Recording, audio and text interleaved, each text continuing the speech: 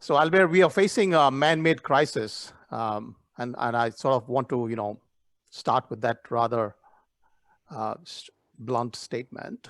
It's not a COVID, or it's not a health crisis. It's a man-made crisis that will only end when governments get back to following the spirit and letter of the laws.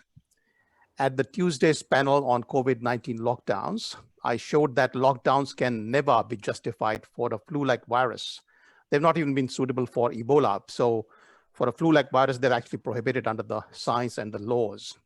And that international border closures can only be justified for a very short duration.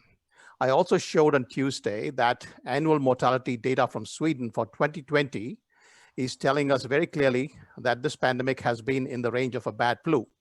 There has to be a signature of the pandemic in the total mortality, and Sweden, where it's sort of ripped through the country, we're not seeing any significant, really dramatically significant increase in deaths. Those who missed my observations on Tuesday could consider reading my book, The Great Hysteria and the Broken State, and my 68,000-word complaint to the International Criminal Court, which is available on my personal blog. The disproportionate and unjustified policies we have seen in 2020 have caused an enormous range of harms. I have listed these in my complaint to the International Criminal Court. Particularly relevant for our panel today is the September 2020 report from the Institute of Public Affairs in Melbourne, which found that the cost of trying to eliminate the coronavirus from Australia is more than the annual government spending on defense, education, health, and social security combined. It said that the elimination strategy that is being pursued by state and federal governments will cost $319 billion. That's equivalent to 23% of the GDP. In particular, our politicians have driven Victoria into a ditch. Victoria has lost its AAA rating with Standard & Poor's, and Moody's is reviewing its rating as we speak. This might not be a big deal in today's low interest rate environment, but it does signal very poor governance capability in the government. And taken along with Daniel Andrews' refusal to abandon the Belt and Road Initiative and his tendency to help union mates and thus his party, investors are likely to think twice about putting their money into Victoria. And we're also likely to experience a steep reduction in population growth.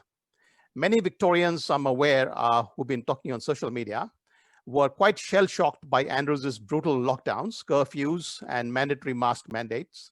They are looking to relocate, and I hear the state of New South Wales often being mentioned. Many international students have also been put off by Australia's policies. Scott Morrison has ruthlessly separated the families of hundreds, if not thousands, of Indian students. Many of them have written to me expressing their pain. These students and their parents have lost tens of thousands of dollars, and their families have undergone the mental agony of forcible separation. It sometimes feels to me like Victoria is at the moment a kind of a sinking ship. It will need a visionary government for Victoria to recover. First and foremost, the economy must be reopened immediately, and I mean immediately today, and we should all revert to the pre-COVID normal. This will include opening international borders and resuming normal life, along with some voluntary hand washing and protection of the elderly, just like we do during the bad flu season, no more. As I said earlier, there is no evidence that this pandemic has actually killed more people than a bad flu would do in a particular year. Second, the government should not try to stimulate the economy by pouring money into infrastructure. That's something that's going on in Victoria, and I strongly oppose that, because that will only crowd out private investment, which is very scarce. And because of the skills gap involved, it will not even help the unemployed who have lost jobs in the tourism, education, and hospitality industries. Instead, the government should sharply cut taxes, particularly for the retail, tourism, and hospitality sectors. Third, the government should slash regulatory burdens to boost housing demand. The current planning system adds hundreds of thousands of dollars to the cost of an average Melbourne home. One way to cut housing costs will be to put a 3-year moratorium on planning and building regulations, or to simply revert to the status that prevailed 15 years ago when regulation was much less onerous. The shape of the Melbourne CBD is likely to change as many people choose to continue to work from home in the post-COVID world.